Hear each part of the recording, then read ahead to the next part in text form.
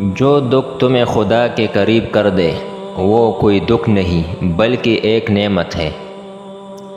وہ تمہیں آزما رہا ہے ان سب کے ذریعے جو تمہارے دل کا سکون بن چکی ہے۔ زندگی کو جینا پڑتا ہے اپنے لیے کم اور اپنوں کے لیے زیادہ۔ ملے عروج تو انسانیت کی حد میں رہو، یہی وقت ہے قدرت کے آزمانے کا۔ سچ کہنے کا اگر شوق ہے تو تنہا چلنے کا بھی حوصلہ رکھنا۔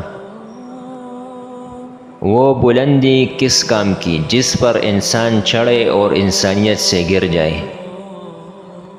کمزور لوگ بدلہ لیتے ہیں، مضبوط لوگ معاف کرتے ہیں اور سمجھدار لوگ نظر انداز کر دیتے ہیں۔ ہر شخص یہ ثابت کرنے میں مصروف ہے کہ میں تم سے بہتر ہوں۔ مشکل وقت میں ساتھ چھوڑ دینے والا کتنا ہی اپنا کیوں نہ ہو دل سے اتر جاتا ہے۔ صرف خدا ہی تمہارے دل کا بوجھ ہلکا کر سکتا ہے۔ اگر آپ کوئی بڑا کام نہیں کر سکتے ہیں تو چھوٹے چھوٹے کاموں کو بڑے انداز سے کریں۔ سلامتی اسی میں ہے کہ اپنا منہ بند رکھو۔ جب تک مچھلی کا منہ بند رہتا ہے وہ کانٹے کی گرفت میں نہیں آتی۔ جو دو گے وہی واپس آئے گا، چاہے وہ عزت ہو یا دھوکہ۔ زندگی کے لیے ایک بہترین سوچ، ہر ایک کی سنو اور ہر ایک سے سیکھو، کیونکہ ہر کوئی سب کچھ نہیں جانتا لیکن ہر ایک کچھ نہ کچھ ضرور جانتا ہے۔ سب کچھ گزر جاتا ہے مگر سب کچھ بلایا نہیں جاتا۔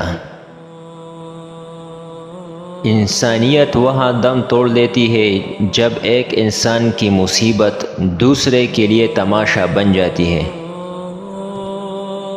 جو عبرت سے بھی نہ سمجھے، دلائل بھی نہ مانے تو قیامت خود بتائے گی قیامت کیوں ضروری تھی۔